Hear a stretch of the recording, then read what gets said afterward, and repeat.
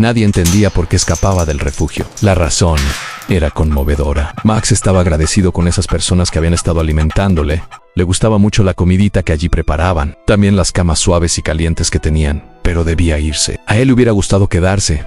El refugio de animales donde estaba, de verdad, era un buen lugar, pero tenía que regresar a las calles. Las cámaras de seguridad captaron al perrito corriendo el pasador para abrir su jaula y esperando con astucia a que no hubiera nadie en la recepción, para pasar la puerta principal y luego huir. Cuando los voluntarios del refugio se dieron cuenta que Max había escapado, no lo podían creer. Nunca habían visto a un perrito huir de allí, pero salieron de inmediato a buscarle. Tras horas de recorrer los alrededores sin resultado alguno, alguien sugirió que fueran a buscarle al lugar donde le habían rescatado. Increíblemente, allí estaba, pero lo que vieron les conmovió a tal punto que jamás olvidarían aquella escena. Resulta que el perrito había escapado no porque no le gustara el refugio, sino porque tenía un amiguito, otro perrito con el que siempre solía estar. Pero tuvieron mala suerte, pues el día que Max fue rescatado, su amiguito no había podido ir con él a buscar comida porque un coche le había lastimado su patita y no podía caminar. Por eso ese día estaban separados y por eso Max había escapado, para poder volver al lado de su amiguito. Por supuesto, los rescatistas les llevaron a los dos. Cuando volvieron al refugio se dieron cuenta que el amiguito de Max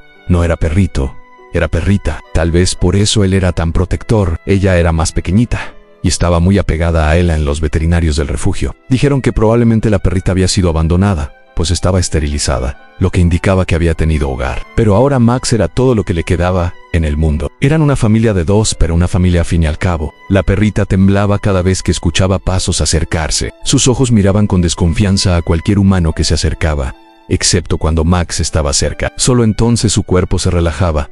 Solo entonces permitía que alguien más se aproximara. Los voluntarios notaron este detalle y comprendieron que lo que unía a estos dos perros iba más allá de la simple compañía. Era supervivencia, era confianza, era amor incondicional. Durante los primeros días en el refugio, Max se negaba a comer si no podía ver a su amiga. Se quedaba parado frente a su plato, mirando hacia la jaula, donde ella descansaba con su pata vendada, y no probaba bocado hasta que los voluntarios decidieron juntar las jaulas.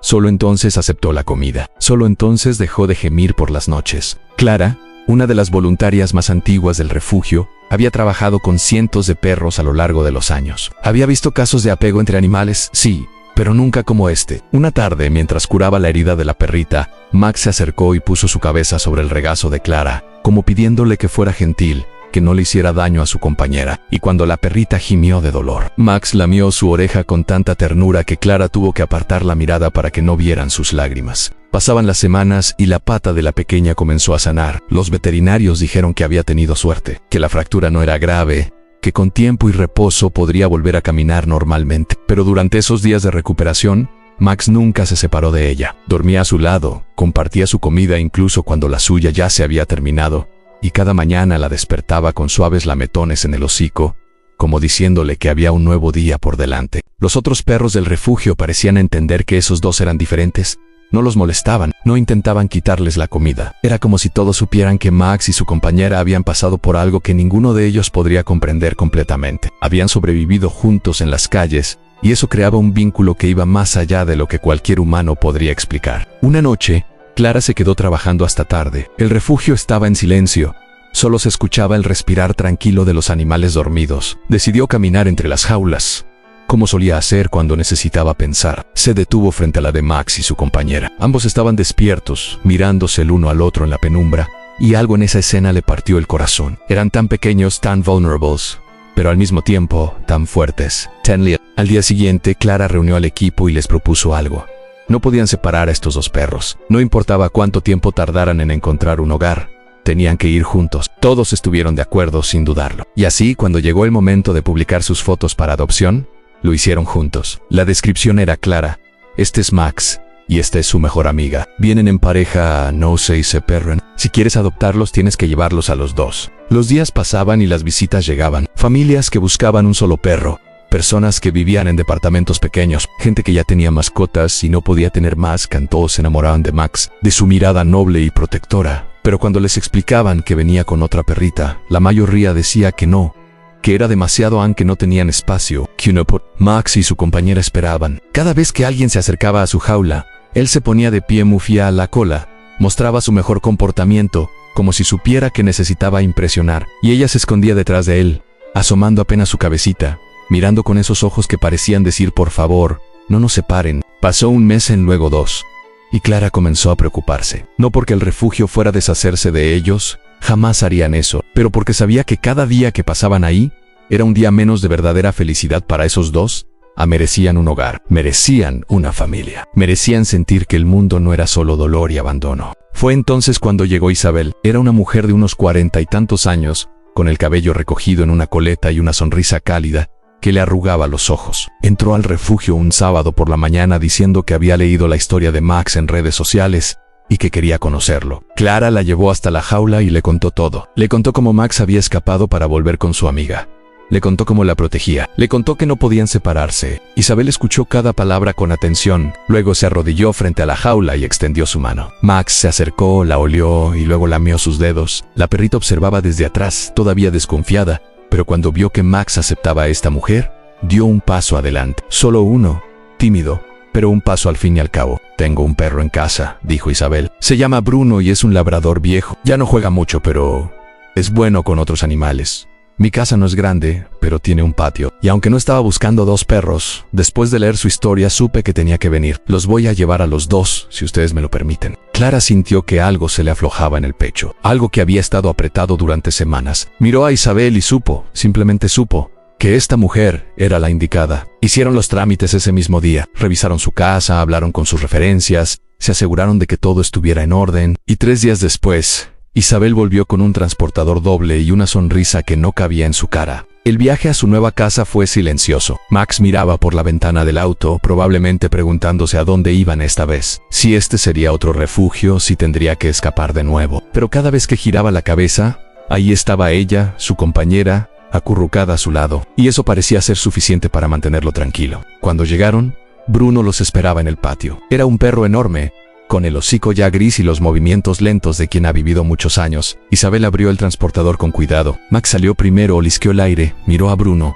y luego se dio la vuelta para esperar a su amiga. Ella salió despacio, todavía cojeando un poco, y se quedó pegada a Max como siempre. Bruno se acercó con calma, sin prisa, y los olió a ambos. Luego, como si entendiera que estos dos necesitaban espacio y tiempo, se alejó y se echó bajo un árbol, observándolos desde la distancia. Isabel decidió conservar el nombre que el refugio le había dado a Max, pues le hizo mucha gracia, y a la perrita le llamó Luna. Los primeros días fueron de adaptación. Luna seguía asustándose con los ruidos fuertes. Max seguía vigilando cada rincón de la casa como si buscara peligros. Pero poco a poco comenzaron a relajarse. Poco a poco entendieron que este lugar era diferente, que aquí no tenían que pelear por comida, que aquí no hacía frío, que aquí había alguien que los quería. Isabel les compró camas nuevas, suaves y acolchadas, pero durante semanas, ninguno de los dos quiso separarse. Dormían juntos en una sola cama, apretados el uno contra el otro, como habían dormido tantas noches en las calles. Y aunque Isabel intentó varias veces ponerlos en camas separadas, siempre terminaban juntos antes del amanecer. Pasaron los meses y Luna dejó de cojear. Su pelaje, que había estado opaco y lleno de calvas, comenzó a brillar. Sus ojos perdieron ese miedo constante y empezaron a reflejar algo nuevo.